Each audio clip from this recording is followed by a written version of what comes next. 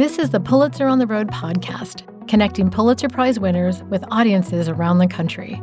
I'm your guide, Nicole Carroll.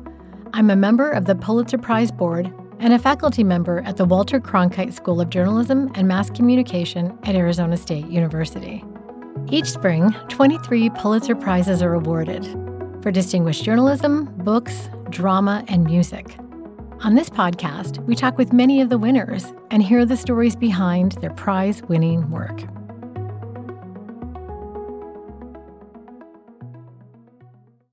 Jayne Anne Phillips is the author of 6 books and 2 collections of short stories. And she received the 2024 Pulitzer in Fiction for her most recent novel, Night Watch, a book set in Phillips' native West Virginia in the aftermath of the Civil War. As the Pulitzer jury wrote in their assessment of the novel, quote, "The plunge into the 19th century has led Phillips to fashion a wondrous new narrative voice, one both fitting to its period and bewitchingly poetic." I think literature is a kind of time travel. Literature tells us the story, and because human beings are narrative creatures, literature can reach them in a way that simply the facts of history cannot. Night Watch takes place largely in a psychiatric facility, the Trans-Allegheny Lunatic Asylum, that existed in real life. It's a hospital whose philosophy of moral treatment was brought to the U.S. from Europe by a man named Thomas Story Kirkbride. The novel centers on a girl named Conna Lee and her mother Eliza, and it details the terrible traumas they suffer in the decade after the Civil War, especially at the hands of a Confederate soldier, a con man, who they refer to as Papa. As we'll see in a passage Jayne Anne reads from the opening of the book, characters' names, their histories, their identities are fragile, even disposable, in this traumatized post-war world. But as readers of the book will also learn, healing is possible, and it often comes from unexpected places. This is a third in a trilogy of Jayne Anne's war novels that also includes Lark and Termite, about the Korean War, and Machine Dreams, which is about the Vietnam War. Pulitzer Board member Viet Thanh Nguyen is also a novelist. He won the prize for fiction in 2016 for his novel The Sympathizer, which is a story about the aftermath of the Vietnam War, told through the perspective of a communist double agent, and it was recently adapted into a TV show that aired on Max. So on today's episode of Pulitzer on the Road, Jayne Anne and Viet join each other to talk about how they each approach their work, writing about wars, and the ways knowledge gets passed from one generation to the next. Hi, Jayne Anne. Hi, Viet. I want to thank you so much for doing this. It's my pleasure. I just loved reading Night Watch so much when it came across our desk at the Pulitzer Board. And your trilogy of novels dealing with war is very much about the devastating effects of war, not just in terms of physical violence and the impact on bodies, but on the impact on families and the impact on people's psychologies and emotions. And Night Watch is very, very much about that. So I'm wondering if you can describe the novel for us. The novel takes place during the Civil War era. The first section begins 9 years after the Civil War as a young girl. Conna Lee is being rushed into a buckboard by the man she knows as Papa. They're about to take her mother, Eliza, to the Trans-Allegheny Lunatic Asylum, a 2-day drive away. And Eliza and Conna Lee have endured a very difficult 2.5 to 3 years from the time that Papa has arrived at their isolated mountain cabin. He has controlled their lives in almost every way.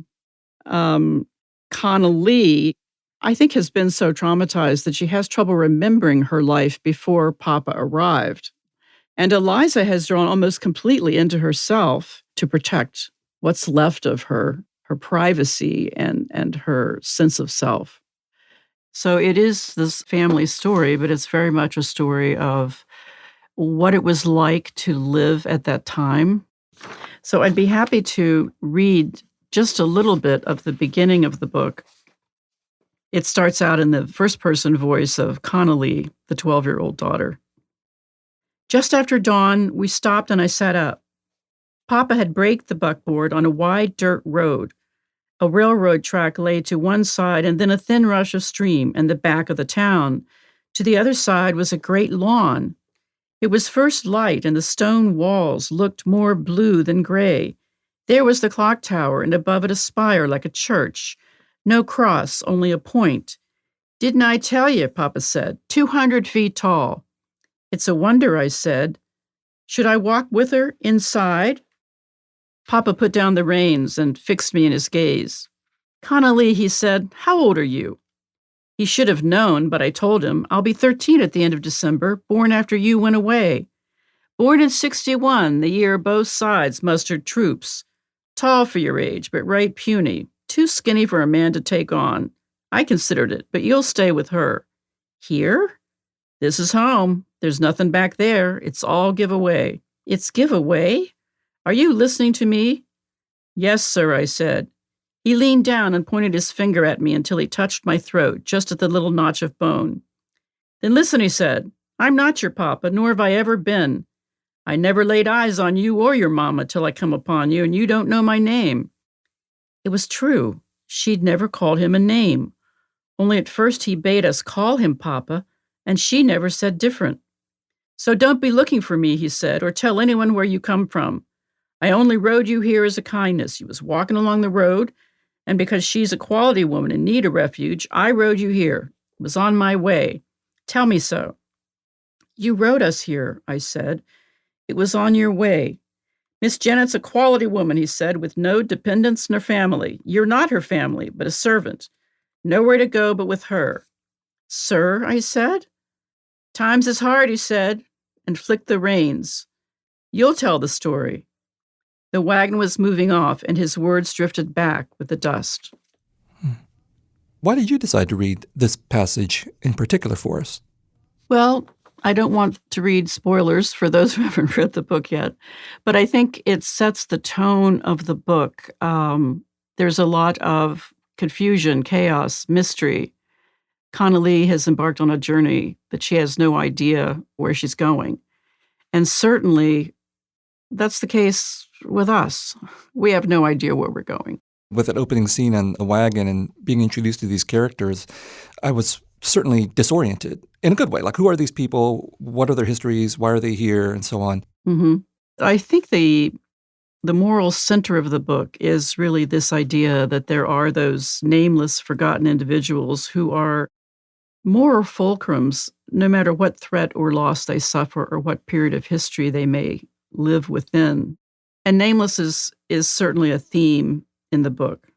Even before the Civil War, Connolly, Eliza, Dervla, and her adopted son keep their family name secret for reasons that unspool in the novel. And the whole time I was kind of writing this book, I was thinking about Rembrandt's famous painting.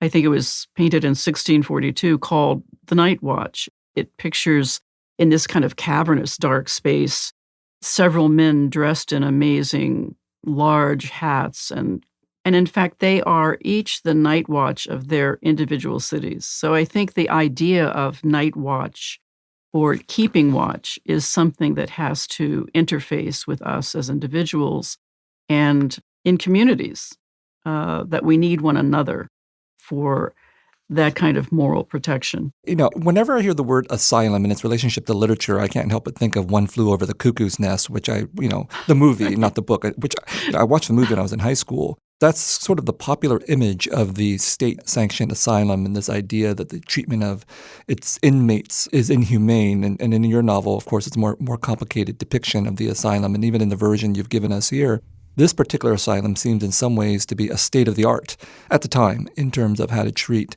mental illness. Yeah. Thomas Story Kirkbride created the concept behind my version of the Trans-Allegheny Lunatic Asylum when he imported moral treatment and began to make it the preferred mode of treatment in asylums in America for some 20 or 30 years. And the post-war era, the Civil War, I think something like a sixth of the population of men had been killed. There was scarcity of every resource. There were political lies and conspiracies. And people were struggling. Everyone was struggling. And because of moral treatment and Thomas Story Kirkbride, the Trans-Allegheny Lunatic Asylum offered a kind of refuge in which people were protected from the outside world. That was part of the whole concept of the asylum as a refuge. And Kirkbride's insistence was that each patient have their own room and that the whole facility served no more than 250 patients. He also imported moral treatment from Europe, which was a refusal to restrain any mentally ill person. Each was assigned a regimen, which had to do with activities, work around the institution if people wanted to do it, carriage rides, croquet. There were summer houses on the lawn. The town was invited to the great lawn each Sunday. They were encouraged to mix with the patients. And the irony of the fact that life during this post-war period, and certainly during the war, was extremely brutal, is a kind of relief for the fact that the asylum itself was an incredible refuge. It did allow healing, and moral treatment is such an interesting idea that I actually called the novel that at one point. It's just so interesting that the institution was, for a period of 30 or 40 years, a very different place from the asylums we think of. Of course, by the time Kirkbride died, his methods had been completely discredited. But there are still many Kirkbride buildings and asylums all over the country, including one in Buffalo that's been made into a hotel. I stayed there, as a matter of fact, oh my gosh, on book tour.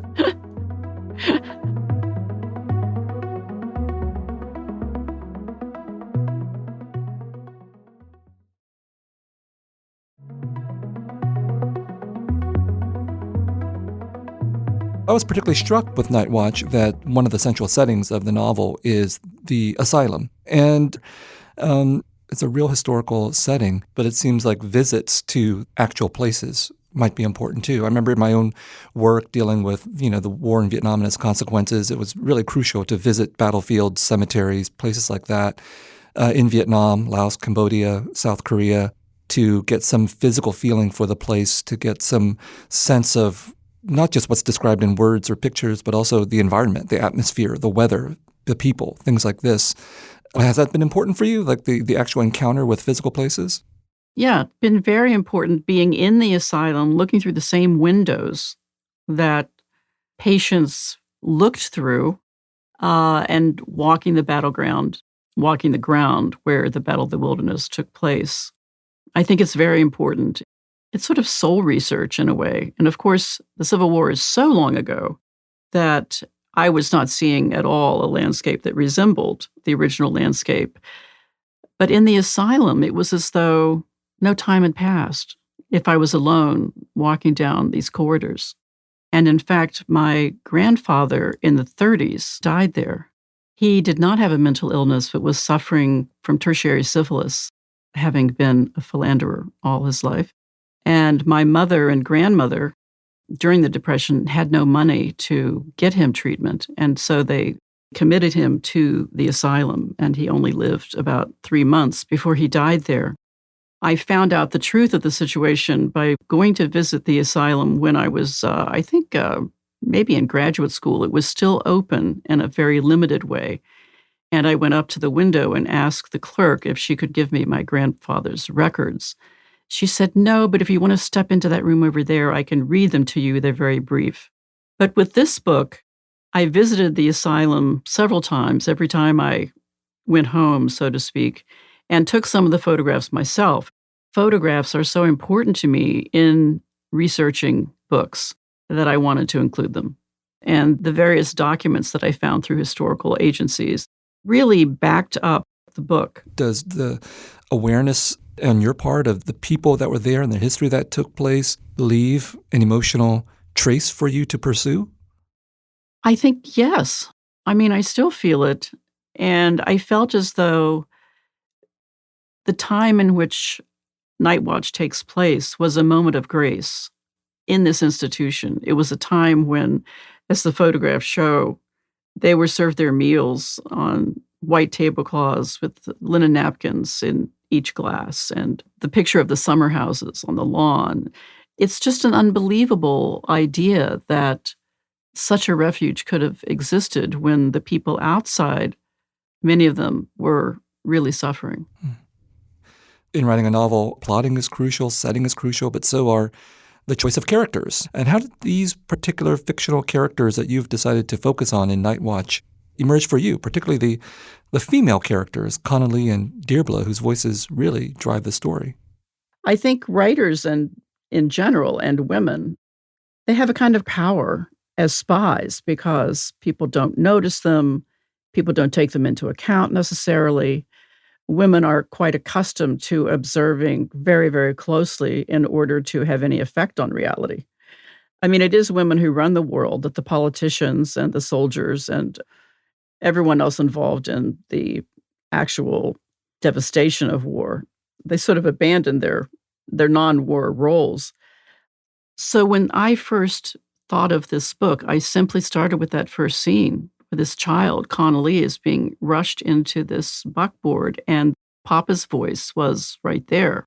I think I had done enough research and I had sort of tried to live inside the time enough that I felt I'd found a way for them to speak that was believable, even if it wasn't completely correct. And we first hear of Deirbla in that same beginning. But when I was writing that, I really had no idea who she was, except that she was this granny neighbor. It's almost like tunneling my way into a book rather than writing it. The way that a novel starts for me is I write a section. It might be 3 pages, it might be 20.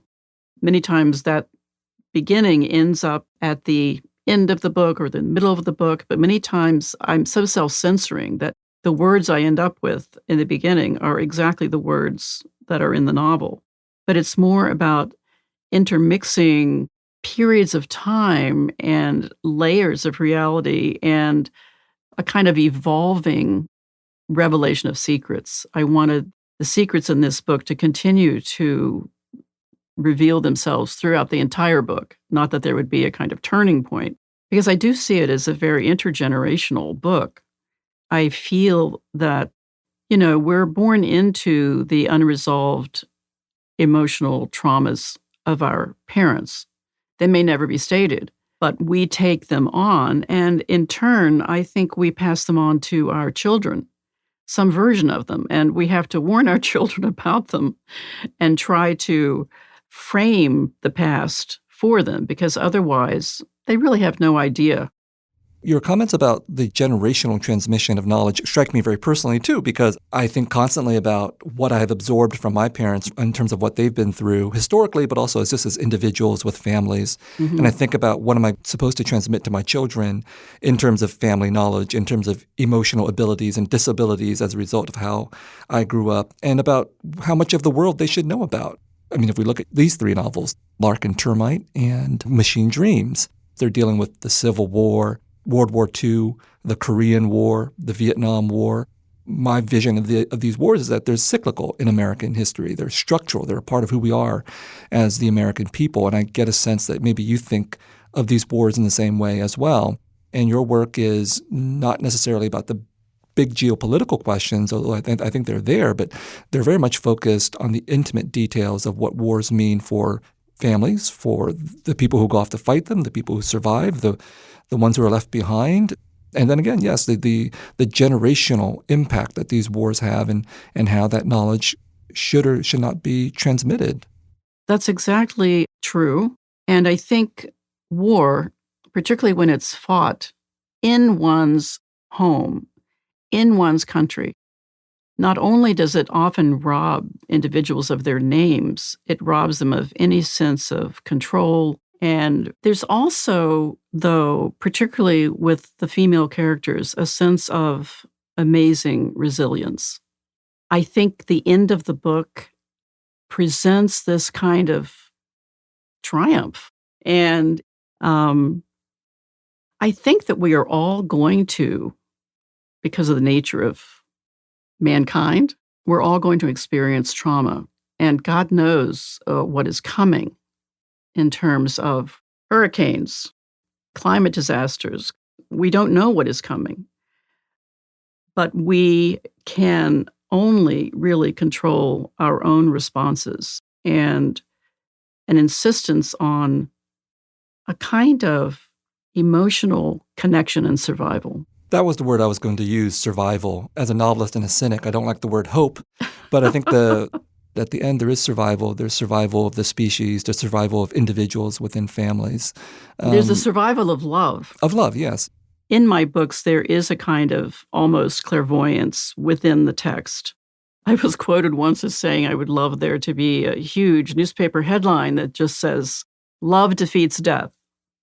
Because in some of my books, I actually have characters who go on beyond their deaths to remain present in the book, which I think is very much like life. I mean, if we are very close to a person, and I'm sure this is probably your experience, you hear the voice of those who are gone. You know how they would respond in a certain situation. As long as you're alive, they are, in a sense, alive within you. And I find that to be the most amazing thing about human beings. That is something that you also can do as a novelist that we can't necessarily do in real life. You use the word resilience. And the people who are left behind come from communities and build communities that allow them to survive and to pass on emotions and so on. I think that's one of the really important features of these novels is an intense focus on community. Your novels are very much rooted in region and in communities that arguably might have been neglected in mass American narratives and dominant American mythologies. Has that been an important factor for you in terms of making sure your works are geographically? Well, yes, it always really irritated me that I would meet educated people who had no idea that West Virginia seceded from the South in order to fight for the Union. They have no idea of the place either, of course. But I wanted to make that very, very clear in Night Watch. As Connolly says, Papa's for the South, then I'm for the Union, and I'm sure Mama is with me. That was a kind of way of making a record public. I've read a lot of war novels, American war novels, most often written by men, simply because that genre of the war novel, and however we choose to think about it, there are certain boundaries to the generic definition. They often tend to be focused on the combat experience, the experience of men who've gone off to fight, or the journalists who cover them, or the politicians, or the generals, and so on. Your novels, I think, are war novels. I mean, I don't know if you agree with that classification, but I think that's one category under which these three novels could fall. I definitely consider them war novels. And I'm fascinated by them because the actual wars themselves only occupy a fraction.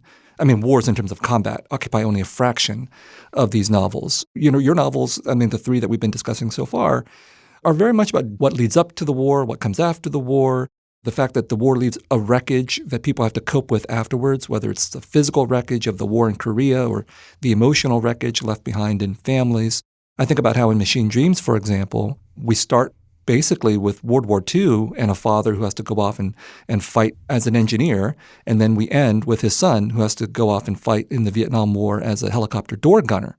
And in between, there's this unfolding of the family drama and of the life of the community. And to me, it seems very obvious that this is a strategy on your part to talk about how interwoven war is with the fabric of domestic life and with the life of the country, but in ways that are so disturbing that I think most Americans, if we're just to talk about the U.S. and its war novels, most Americans don't want to confront that reality. I mean, I think they're perfectly fine going to watch movies and read books that are about the combat. But I think your books are actually more disturbing because they're talking about how the wars, they're just embedded in our nations and in our families, and we can't get away from them. And the combat, although devastating, is in some ways the less interesting part of the story in your novels.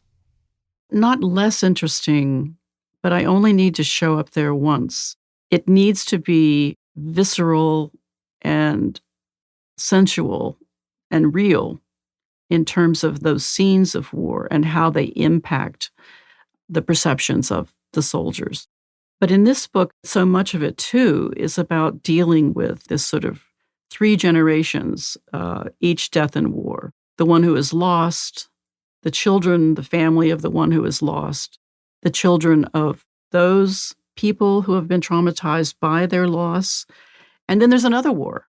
I mean, I think war is just such a cyclical poison, not only in this country, but in so many countries. In any country that gains power, in any country that gains enough power to found a colonial kingdom, which is another kind of trauma, it really speaks to the importance of the artist.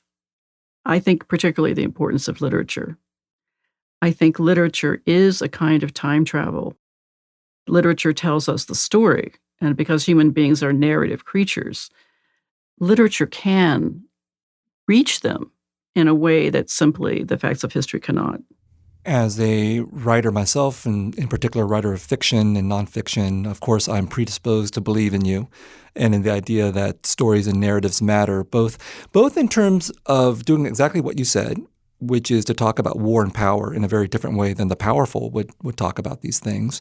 But also, of course, stories and narratives are really crucial in determining how we remember wars and why we would justify going into future wars. We live in a society in which the arts and literature are devalued, generally speaking, but yet in which the power of the narrative is so crucial in terms of determining what we do as a country. But that's the optimistic view. And of course, as writers, we have to believe in the art and the power of the story, the narrative, and so on. Well, and so few people read. That's why, I find The Sympathizer such an amazing, transformative book about war, because everyone goes to the movies, and the movies are often just another form of propaganda. But yet in The Sympathizer, you kind of skewer movies and myths at the same time that you bring a kind of reality into this kind of illusion of a movie being real, and you have the protagonist on the movie set. Just amazing. And I'm only hoping that everyone who saw The Sympathizer on television recently, which I loved, are going to read the book. Thank you for that. In reading literature, one of the things that is comforting in some ways is the realization that all the tragedies and horrors of our present age have all happened before, and people have survived. They've happened before, but it's also like an apparently meaningless world.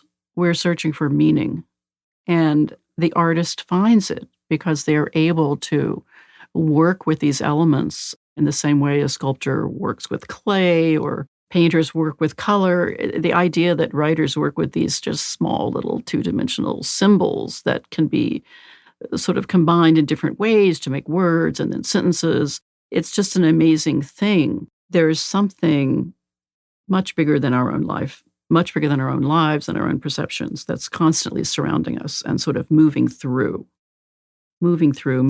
everything.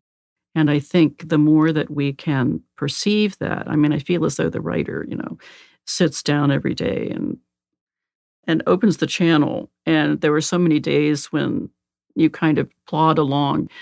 I was a very, very slow writer. And, life intervened. There would be 10 years between my books, and people forgot all about me, believe me, so that my publishers often complained to me that they had to reinvent me again each time.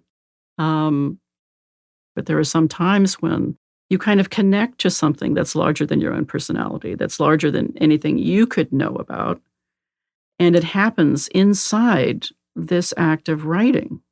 I think that's miraculous.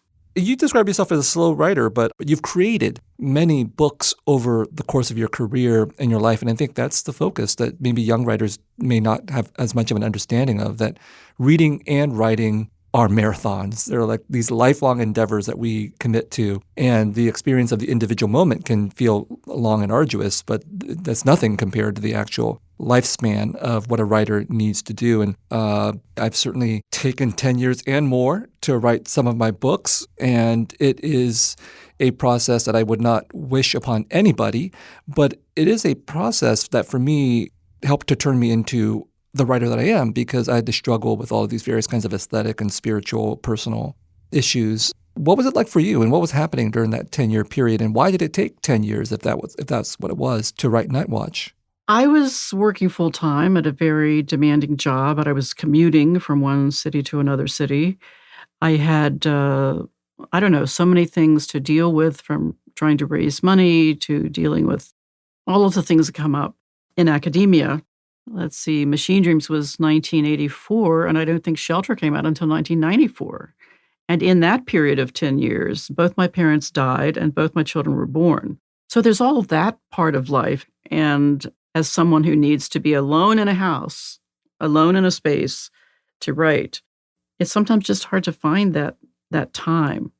And for many years, I wrote my books at literary residencies, either at MacDowell or Yaddo, bless them, because I simply couldn't create that space for myself that had the kind of privacy.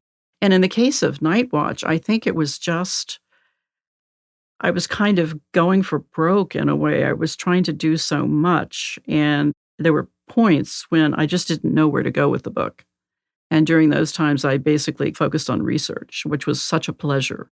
And it really wasn't until I retired from my academic day job, which happened in January of 2020, and then the ensuing 2 years of kind of panic and isolation and not knowing what was going to happen. I think I almost took refuge in diving into the book, and it was during that period of time, children gone, husband at work, that I was able to find my way through it.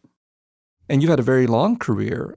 You began your writing career at a really young age in your 20s. And I'm jealous because in my 20s, I couldn't even write a short story, but you were already publishing books by the time you were 26, I think. And you were receiving early recognition for these books.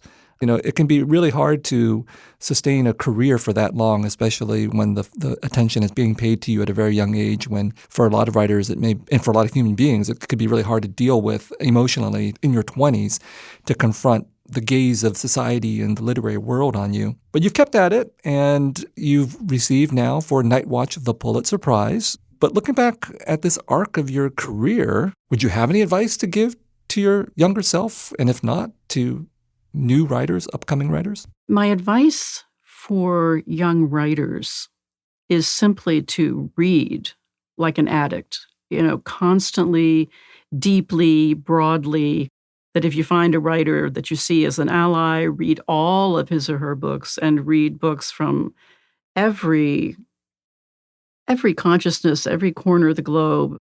There simply is so much to know. And I think that, we learn to talk by listening. And I think we learn to write by reading. You need to read all the Russians and books from the African diaspora and books by trans writers and books by women and books by everyone, particularly the literature of war, I think.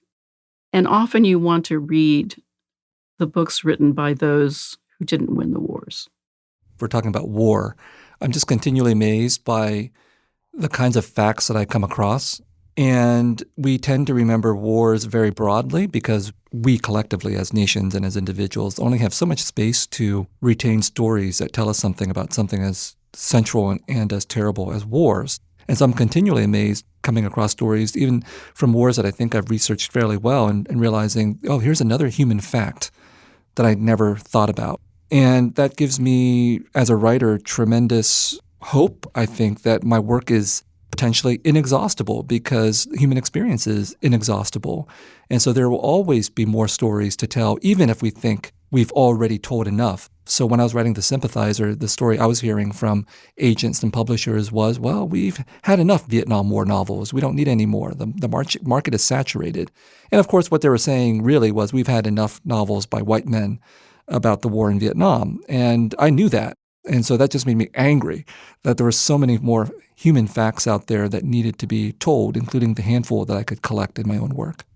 I wish that we could somehow put something in the water that would incite addictive reading among the population. I do take hope in the fact that even if people are not necessarily reading the so-called great books, whatever those are, they're still reading a lot of books. Mm-hmm. I simply hope that literature wins out over propaganda, information, and conspiracy. I feel as though right now, this is a time in which what writers write, literary writers, what literature does, is just all important. In 1980, you participated in a New York Times collection of responses to the question, how is fiction doing? And at that time, you had just published your short story collection, Black Tickets, in 1979, an influential collection that writers still talk about. And so you were at a very particular moment in your life and in your writing, maybe a foreshadowing of the triumphs of your later career or your ongoing career. But in your response, you said, American writers in particular must concern themselves with a history of the spirit in personal and intrinsically national terms, with an exploration of what survives as American. That was 44 years ago. Do you still feel this way now? Absolutely.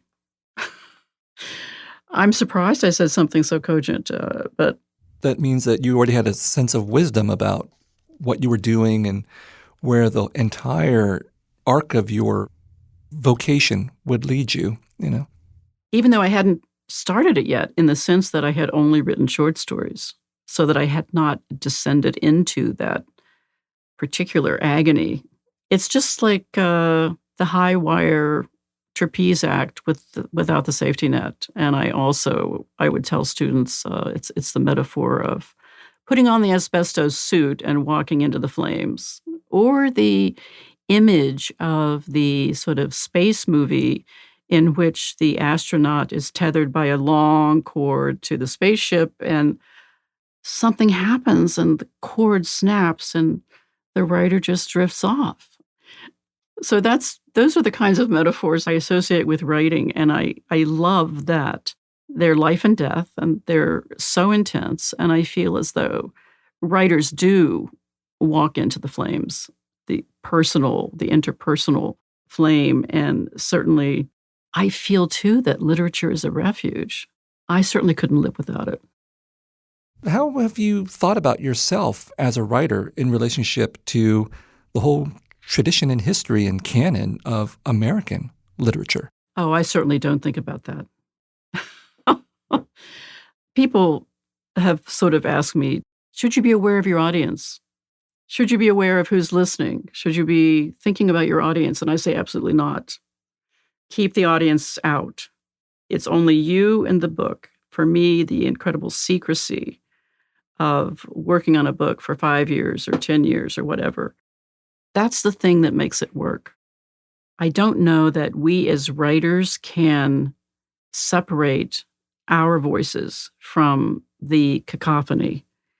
But I think it's prizes like the Pulitzer that really help and support one writer's vision after another. And I'm very honored that this book happened to win the prize. I just want to continue to participate, both as a reader and a writer, because it is the most celestial, as in terms of you're lying there looking at the night sky. The night sky of your mind is really inside, for a writer, the work you do. It has a kind of limitlessness to it that, is really the reason to keep doing it. For writers, literary prizes mean a lot. They have a material and emotional impact. So for you, the Pulitzer Prize, where were you when you found out, and how did you react?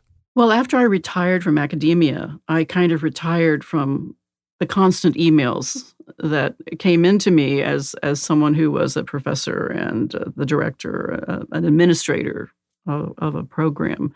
And I only check email, or at least then I checked email maybe once every couple of days. And I was about to go out to my little balcony garden and transplant some plants. And I checked my email, and there was a kind of a subject line from my editor's assistant that said, "You won the Pulitzer Prize!" 3 exclamation marks. And I was writing him back, "Are you kidding?" And then I saw a couple of other emails that just said congratulations in the subject line. And then my editor called me, and she was just over the moon in a way that I probably don't allow myself to be. But she's been my editor for some 35 years, and she had delayed her own retirement to see this book and one other book through the publication process. And she said to me, "You're my first fiction Pulitzer." And that phone call was just an amazing experience. And my life is much busier because of the Pulitzer in a lot of great ways. Jayne Anne, thanks for sharing so much of yourself in this interview, but also, of course, in your writing. Well, thank you so much for reading my writing in such an incredibly intuitive way. That's it for this episode of Pulitzer on the Road. Thank you to Jayne Anne Phillips, the 2024 Pulitzer Prize fiction winner. And thank you to author and Pulitzer Board member Viet Thanh Nguyen. For more details about this work and the work of all Pulitzer winners, please visit our website at www.pulitzer.org. Please subscribe and rate the show wherever you get your podcasts. Pulitzer on the Road is a production of the Pulitzer Prize Board and is produced by Odyssey's Pineapple Street Studios. This show is hosted by me, Nicole Carroll. Our senior producer is Justine Dahm. Natalie Peart is our associate producer. Our executive editor is Joel Lovell. The head of sound and engineering at Pineapple Street is Raj Makija. This episode was mixed by Marina Pais, with additional audio engineering by Pedro Elvira. Music licensing by APM, editing, promotion, and other support by Pamela Casey, Edward Clement, and Sean Murphy. Barry Finkel and Marjorie Miller are our executive producers.